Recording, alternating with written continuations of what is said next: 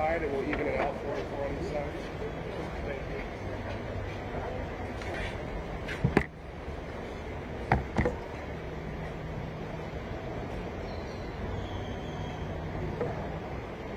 Ready for mic check? Do you need a mic check? 1, 2, 3, 4, 5, 6, 7. Get. Uh-oh. Now we got to do one more mic check. All right.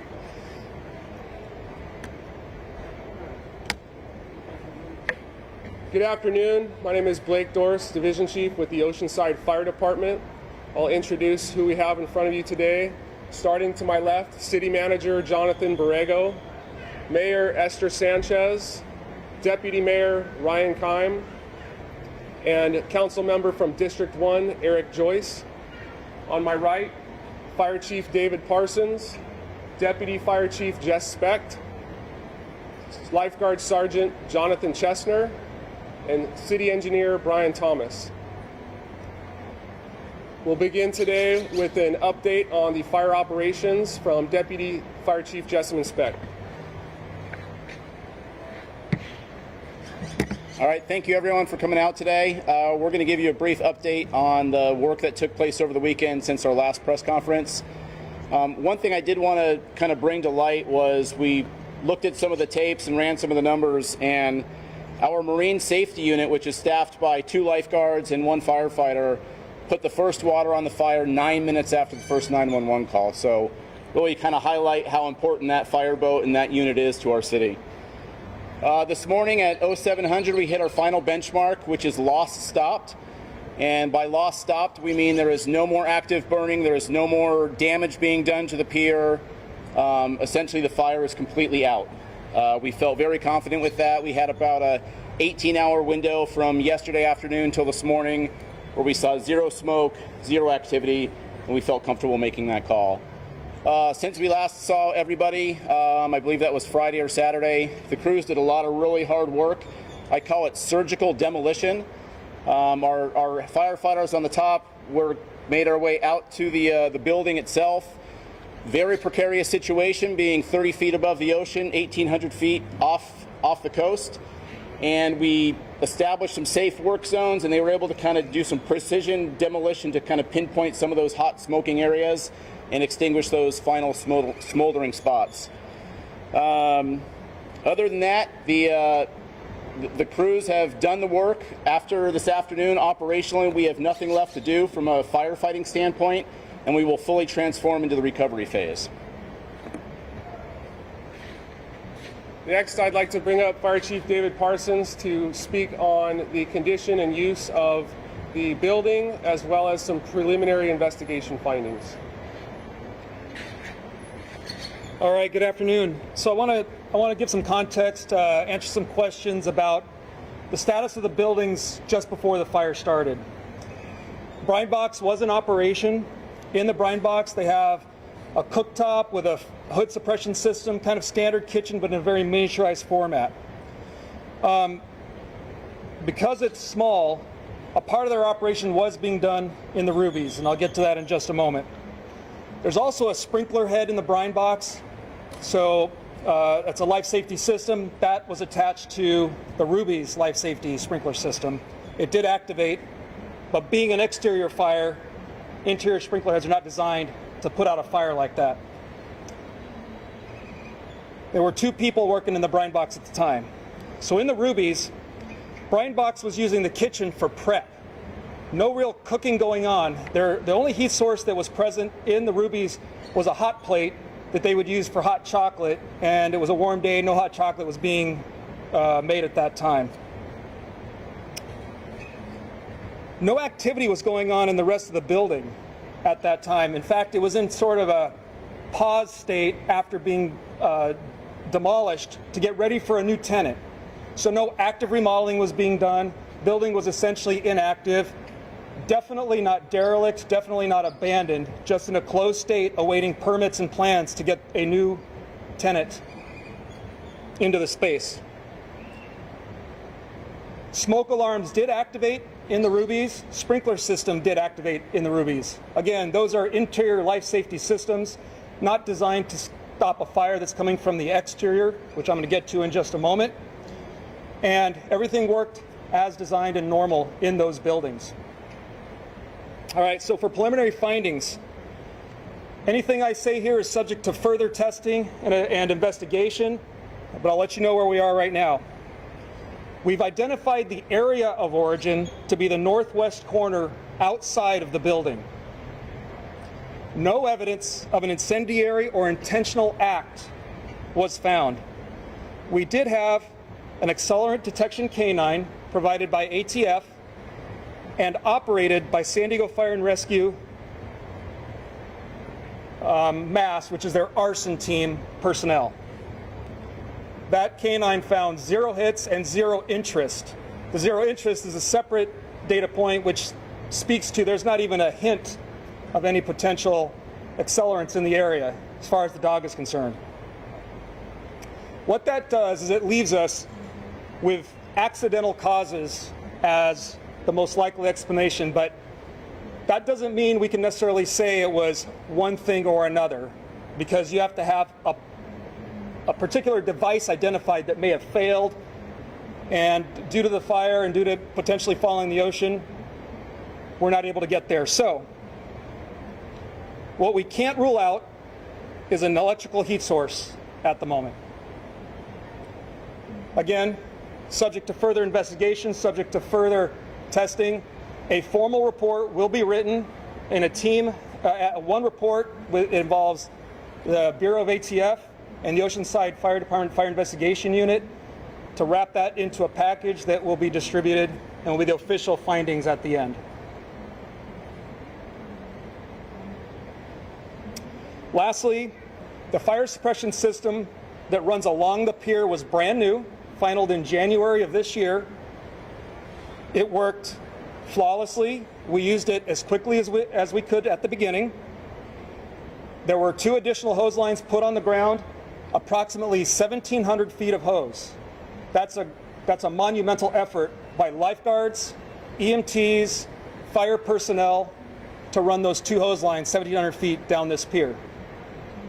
All of that was just due to the fact that it was a very large fire requiring a lot of water. And that's all I have for you on that. There will be a time for questions in a moment. Thank you. Next up, I'd like to bring City Manager Jonathan Borrego to speak to our Emergency Operations Center activation and emergency proclamation. Thank you for coming out this afternoon. Upon news of the fire, the city did immediately activate its Emergency Operations Center, and it continues to operate at a level 3. Activating the emergency response system allowed us to essentially collect all of our resources that we had available to us at the city to ensure a coordinated response, which made a big difference in terms of our ability to communicate internally to ensure that we were putting all the resources that we could that were necessary to coordinate the response to the fire. As was mentioned, we also issued a proclamation of a local emergency, which we expect our City Council to formally ratify later this week. By issuing that emergency proclamation, it allows us to expedite our procurement process and also allows us to seek federal and state reimbursement should those funds become available to us. So again, we expect that formal ratification to take place later this week. I also wanted to mention that we are extremely thankful for the responses that were provided by our partnering agencies, including our neighboring cities. Clearly, without those extra resources that were made available to us, without hesitation, the situation could have been much worse. We understand the importance of this pier and what it means to the community, its history. It is the heart and soul of our city, and we will be doing everything that we certainly can to expedite the rebuilding process once we have a better handle on the extent of the damage. Thank you.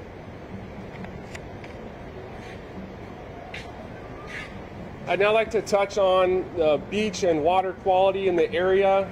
The County Department of Environmental Health has tested the water, as has already been reported, and found it to be clean for use. As such, we are allowing swimmers and surfers to re-enter the water. The beach cleanup efforts continue. Teams have removed over 75 large bags of debris, and they will continue to monitor the beach to make sure that it is clean for use. Next up, to talk about some of the safety items that we're still having effect around the pier area, is Lifeguard Sergeant Jonathan Chestner. Thank you, Chief. We worked with the Coast Guard to set up a restricted area 100 yards from the pier for all boats, vessels. In addition, our standard 100 feet from the pier still applies for all swimmers and surfers, advising them all to stay away from the hammerhead as well.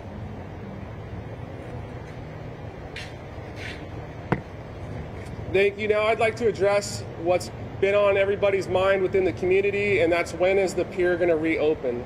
We do not have a time certain of when we're going to do that, but I can assure you that all of the city leaders want this pier open as quickly as possible so the community can continue to enjoy that. As such, we're working with a fencing contractor currently to have fences put up to keep people limited access from the end of the pier where the investigation is continuing and where there's obviously a hazard.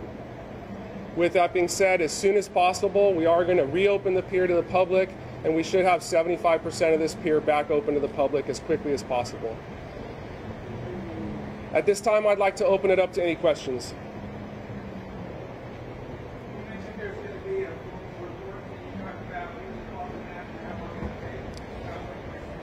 Sure, I'll let Fire Chief David Parsons handle that. You're referring to what I said on a formal investigation report? Yeah, that's going to take some time. It could be a few weeks.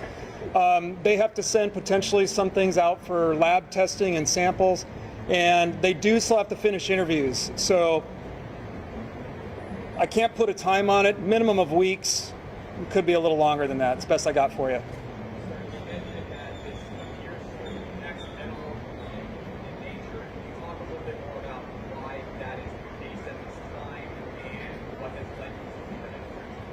Yeah, so in fire investigations, you know, we look at what we can rule out and what we can't rule out.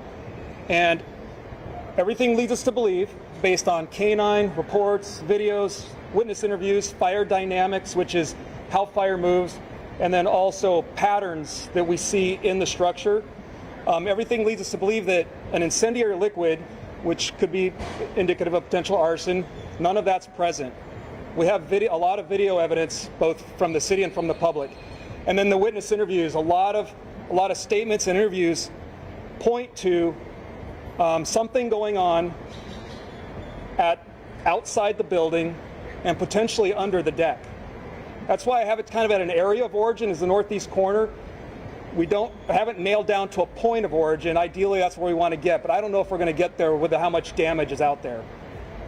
So the other cause I might look at would be a natural thing. Lightning, for example, would be an obvious one. Weather does not lend itself to any of that day. So really, by the process of elimination, we're going to the accidental cause, but that doesn't mean we can 100% nail it down, because we don't have the device or the item that may have actually been involved, and that may or may not ever be found. Question here. Northwest. My apologies, northwest corner. And the other question is anybody besides the ATF coming in from outside to help you with the investigation? So the only other agency that we've had involved in the investigation would be San Diego Fire Rescue, MAST, which brings up their arson accelerant canine detection animal. Yeah, nobody else. Sorry. The Oceanside Fire Department has a fire investigation unit. That's the team that's doing the work. And we're the authority having jurisdiction on that, so we're the agency that's going to lead the final findings. You can't give us a description of the damage. Tops of the pilings, the deck, you can describe the detail, what detail you have. Deputy Chief Speck has the closest bird's eye on that and can give some information. Yeah, the damage to the building is your standard damage to any fire-consumed building. We had roof collapse, we peeled apart the walls, smoldering pile of rubble, essentially. As far as the pier itself, on the westernmost side of the pier is where we saw most of the damage, and we have areas 2 to 3 feet burned all the way through the 4-inch planks that run across the pier. as well as several of the cross members below those planks. So there's been significant damage to both the pier and the deck. We have not been able to really get any kind of good visual on any of the pylons. Whether those are damaged beyond repair or not, that'll require some expertise to bring in to help us with that investigation as far as what the damage is there. But significant damage to the decking of the pier itself. And again, I know we've been saying about 90%. We're pushing more 95%, what was saved. So really the damage is really limited to the hammerhead itself. This is the 6th Oceanside Pier. It's 38 years old. I don't know who this will be directed to, but is there any discussion how long a pier's life is, or is it time for number 7? City engineer, yeah. Piers are generally built to last about 50 years to 100 years, depending on the materials used. We anticipated this one to last a lot longer than it has, and as everybody else has said before, much of the pier is still intact for still being 38 years old. So the fact that we had this accident leads me to believe that there's no real reason to have any issues with the current construction, and still enjoy many, many years to come for the existing.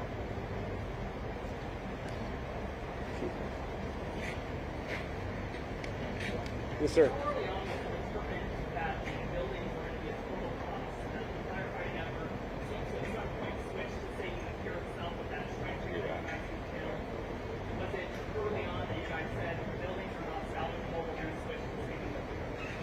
Let Jess answer that.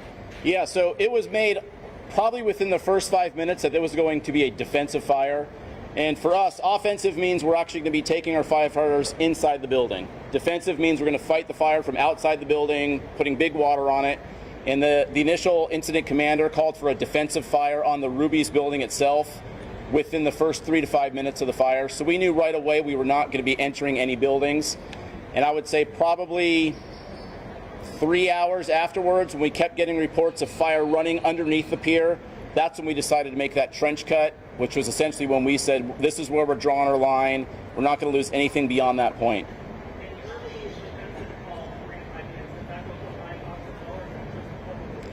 Both buildings. The amount of fire they were seeing, in our risk management plan is we'll risk a lot to save a savable life. We'll risk a little to save savable property. And we're not going to risk anything for what's already lost. In the fire conditions, what we saw, it was already lost. So we weren't going to risk life or limb or even an injury putting anyone near those two buildings. This is, I guess, for the city manager and the mayor. I've heard so many egregious, outrageous rumors that people came up with and posted them online. I would like to know there were one or two most egregious rumors that hit your head on this that you would like to dispel and say this is completely untrue. I don't know. You want me to take that? There's a lot. There are indeed a lot of wild rumors out there, and I think it's safe to say that the majority of them are untrue, if not all of them. I'm not going to speak to any specific rumors because I don't want to spread them by mentioning them. But as the fire chief mentioned, the cause was not ill-intentioned. We have determined that thus far. We have ruled that out. So any of those rumors, I can dispel it right here and right now. Can you or maybe the engineer say how, when the lights are out at night, anytime soon, how soon do you expect the pier to be lit up again?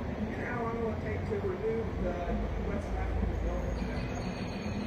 building? I believe we're still evaluating the timeline of how long it's going to take.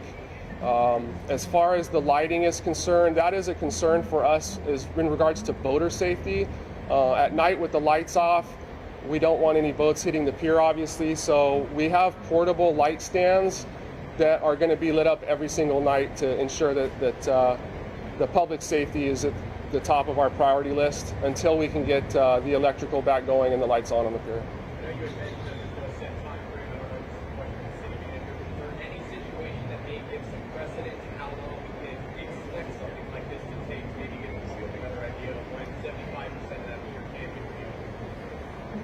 I think I can answer that as far as the 75% portion being opened. We anticipate that as soon as possible, sooner than later. We just need to keep people away from the end of the pier, and so we need portable fencing to do that. In addition to that, the city engineer has already determined that the structure is sound where we're going to allow the public to enter. The final piece would be just getting the clear cleaned up from some of the very superficial damage that occurred from our firefighting operations. I don't want to venture to say exactly when we would open it, but I feel comfortable saying that we're going to do it as soon as possible, and we have a vested interest in reopening the pier. I wouldn't venture to say days or weeks. I would just venture to say that we'll do it as quickly as possible.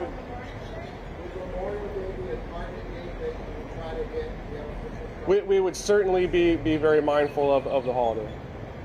Are you going to put the names back on the railings that were burned, which you know what they are? That's definitely something that we've considered and begun initial talks about. Right now, obviously, our concern was getting the fire under control, completing the overhaul process, and making sure we have the emergency proclamation, the Emergency Operations Center up and running. But that is something that we are discussing as how that looks going forward. Thank you.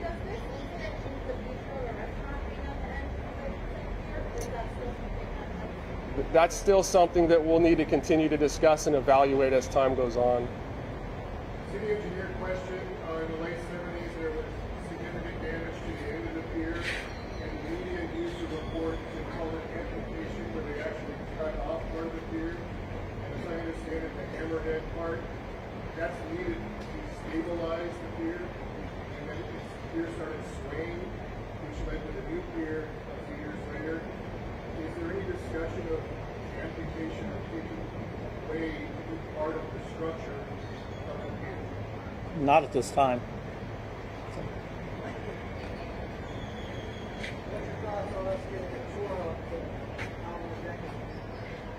I think that's a possibility. All right, if that's all the questions, I'm going to open it up to some final thoughts from the fire chief, the city manager, and our elected officials.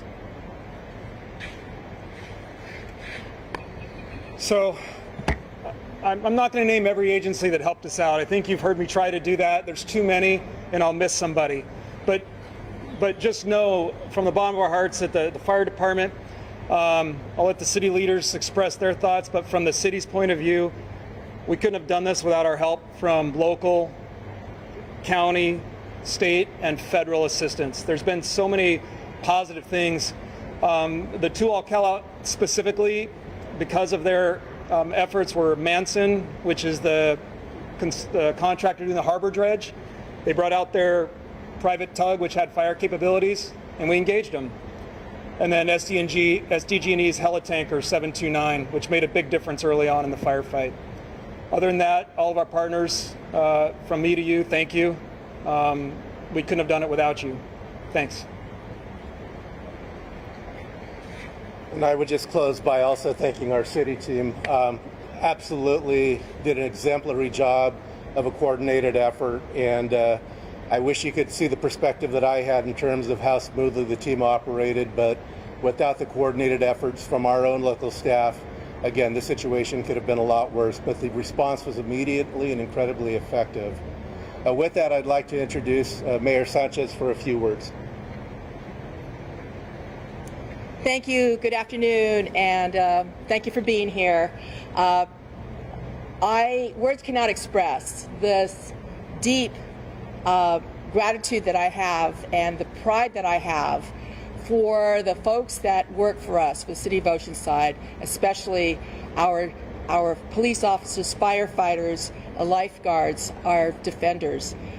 There is no other city that could boast this kind of public safety that came to the aid of our city, the aid of a very, very beloved pier that at the base is 100 years old, and the rest of it has changed over time.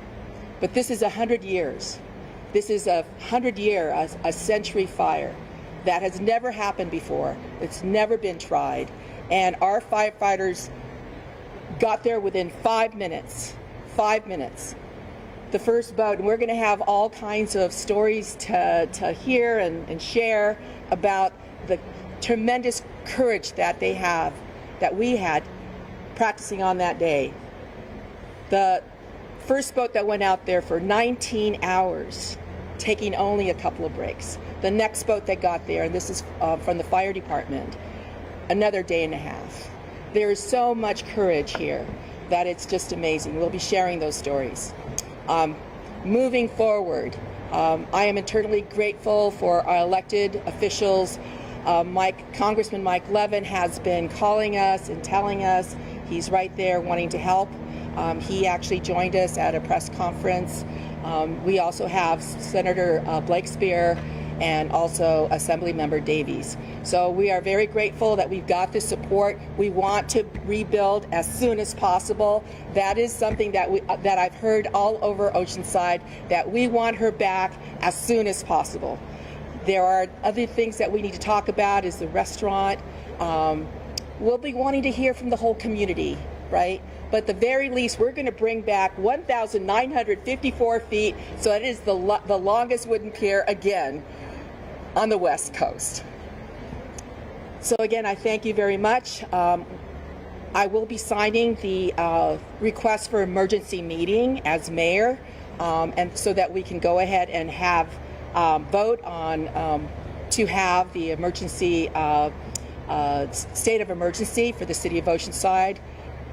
I mean, this again, this fire, and what you saw, how you saw us, our firefighters, all of our public safety react. This has never happened before. An urban fire of this magnitude has never happened before, and I'm just so proud. I'm just so proud of our staff moving forward and ensuring that we are going to work together to make sure, and that means as a community too, to bring her back. Thank you very much. I would like to next introduce Deputy Mayor Ryan Keim. Thank you all for coming today. It's something that I think hasn't been stated enough. I really want to thank our residents and visitors. This happened on a Thursday evening during Sunset Market, and they were phenomenal in letting our first responders do their job and save 95% of the pier. It couldn't have happened without the cooperation of our residents here. One thing, I got down there early into the event on Thursday. One thing that really hit home for me was watching our first responders, fire and lifeguards, many of whom grew up here and have those same memories of the pier that everyone else does. So to see them fighting for their pier and putting in that work to save it was incredible. So again, thank you so much to watch our firefighters go out there and do everything they can to save it, and I am just eternally grateful. And I'll finish with this. In politics, there's a lot of things our city council, we don't always see eye to eye on. That's why it's important you see us all here today, is we're united in getting this pier up and running as soon as possible. So we stand together with this, and we're going to do everything we can to get it restored. So thank you very much. And next, I'd like to introduce Councilmember Eric Joyce, District 1 Representative.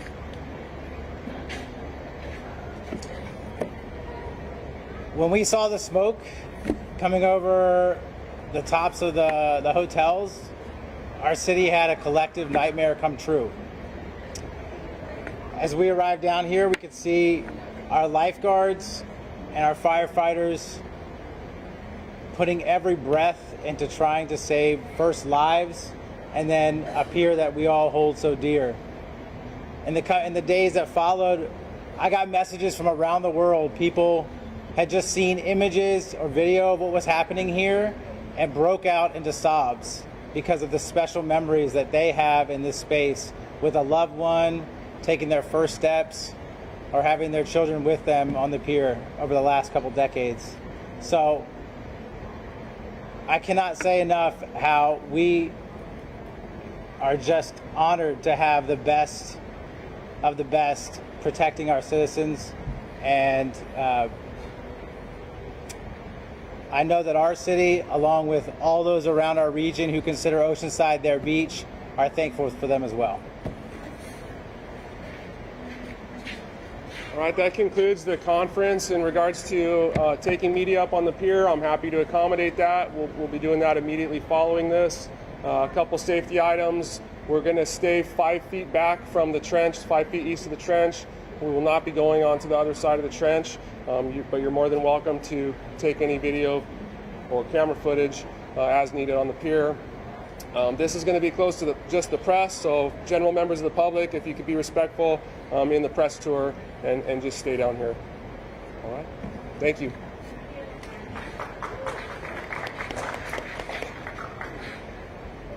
All right, well done, everybody. Thank you. It's great.